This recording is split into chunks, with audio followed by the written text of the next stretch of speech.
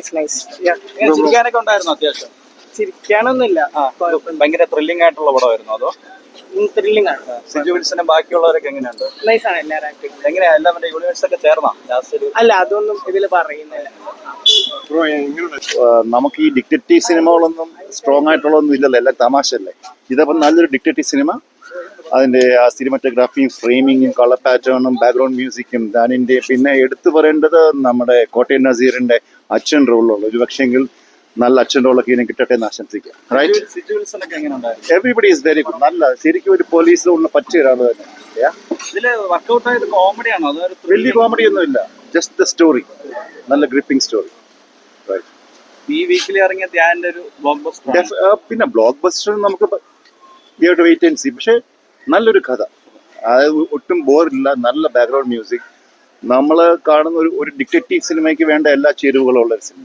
യൂണിവേഴ്സിലൊക്കെ ആയിട്ട് കണക്ട് ആയോ? ലാസ്റ്റ് കണ്ടിട്ട് പോകണമെന്നൊക്കെ എഴുതിയിരുന്നു എന്റെ ആൾക്കാർ.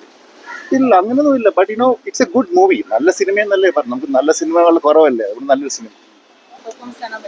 നല്ല ഈ ഇടയ്ക്ക് കണ്ട നല്ല സിനിമ. ഈ ഇടയ്ക്ക് കണ്ട പഴയ പടം വെച്ച് നോക്കുമ്പോൾ ഫാർ ബെറ്റർ ആണ്. നല്ല പടമാണ്.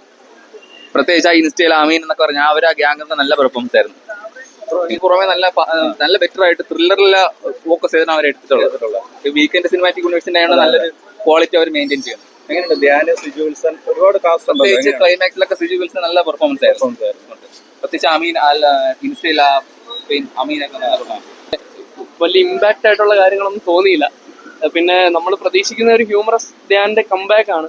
അപ്പോൾ ഒരു ഹ്യൂമർ റോൾ അല്ല പുള്ളി ഇതിനകത്ത് ചെയ്യുന്നത്, ഒരു സീരിയസ് റോളാണ്. പക്ഷെ നല്ലോണം അഭിനയിച്ചിട്ടുണ്ട്.